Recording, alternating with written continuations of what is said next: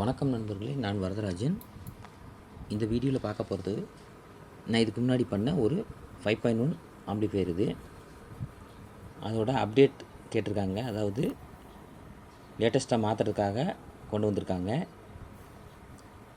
அதுக்கு முன்னாடி இது எப்படி ஒர்க் ஆகுது, ஃபஸ்ட்டு இந்த மாடல் எப்படி ஒர்க் ஆகுன்றதை இந்த வீடியோவில் பார்ப்போம்.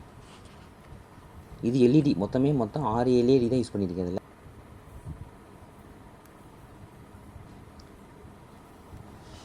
மாஸ்டர் வேல்யூம் ஃப்ரண்ட்டு எல்லாமே அந்த ஒவ்வொரு எல்இடிலையுமே பிளிங்க் ஆகும்.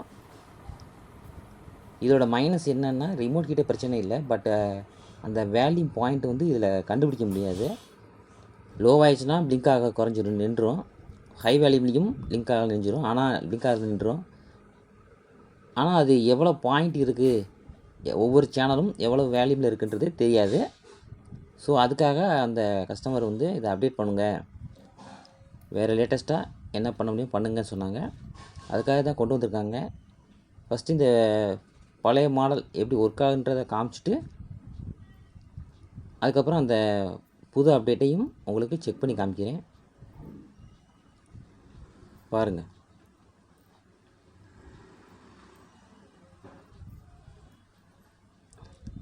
இப்போ வந்து ஃப்ரண்ட் ஸ்பீக்கர், இது வந்து இன்புட் செலக்டட் இண்டிகேட்டர்.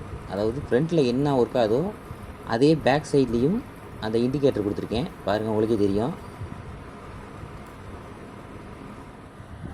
இதுதான் செட்டுக்குள்ளே என்ன இருக்குது அப்படின்றத ஃபஸ்ட்டு பார்த்துக்குவோம்.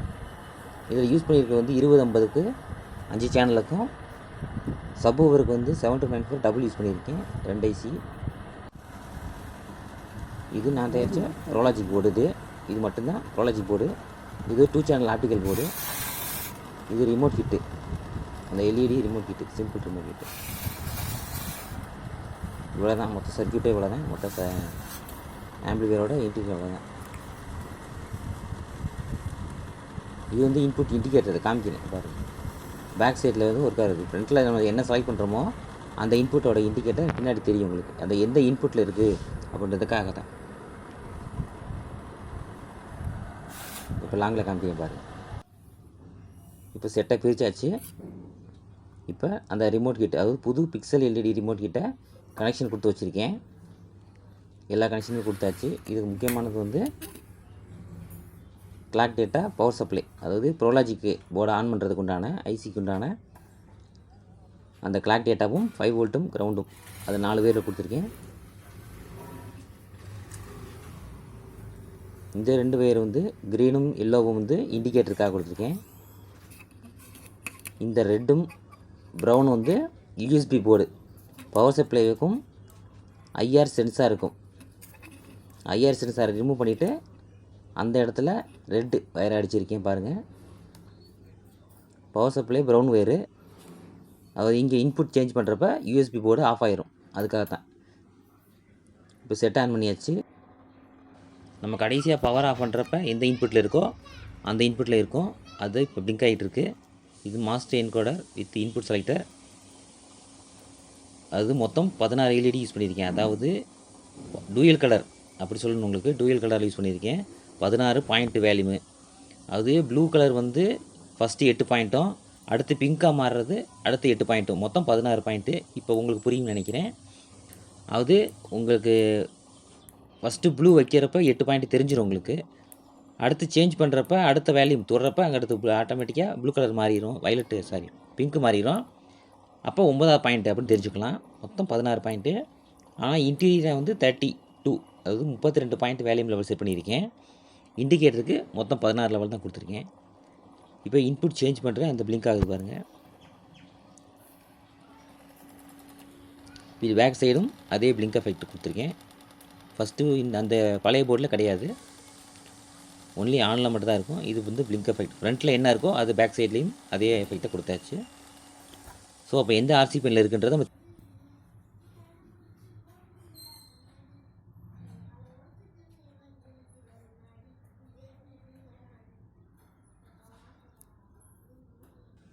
அதே போர்டு, எந்த போர்டும் நான் சேஞ்ச் பண்ணலை. ரிமோட் கிட்டோட அந்த பிக்சல் எல்இடி ரிமோட் கிட்ட மட்டும் தான் ஆட் பண்ணியிருக்கேன். மொத்தம் எல்லாம் சேமாக தான் ஒர்க் ஆகும் உங்களுக்கு. இது வி மீட்டர். அது எந்த இன்புட்டில் இருக்கோ அந்த இன்புட்டில் சிக்னல் இருந்துச்சுன்னா ஆட்டோமேட்டிக்காக வி மீட்டர் ஆன் ஆயிரும். இதில் முக்கியமான விஷயம் எதுக்கு தான் அவங்க கொண்டு வந்தது, வேல்யூம் லெவல் தெரியணும் அப்படின்றக்காக தான் கொண்டு வந்தாங்க. ப்ளஸ் வி மீட்டரில் இருக்க ஆக்சுவலாக ஆட் பண்ணியிருக்கனால இன்னும் கொஞ்சம் பெஸ்ட்டாக இருக்கும்னு சொன்னாங்க.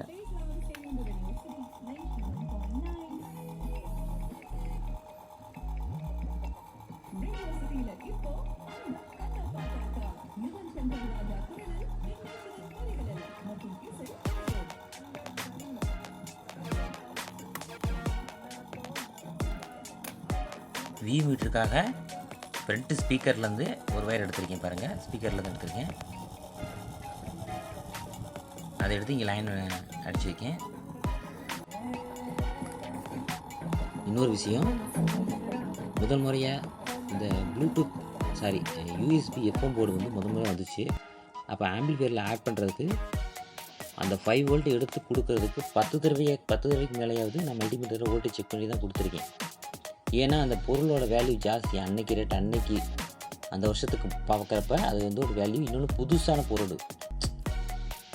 அந்த பொருள் நம்ம இது வரைக்கும் பார்த்தோம். ஒரு டேரெக்டாக 12 வோல்ட் தூக்கிட்டு எஃப்எம் போர்டில் கொடுத்தோம், ஆனால் ஒன்றும் தெரியலை. அந்த புதுசாக வந்து போர்டை ஆட் பண்ணுறப்ப கொஞ்சம் பயம் இருக்க தான் இருந்துச்சு. அது எல்லாருக்கும் உண்டு, எனக்கு இருந்துச்சு. எந்த ஒரு புது பொருள் வாங்குறப்பையும் கண்டிப்பாக அந்த பயம் இருக்கத்தான் செய்யும்.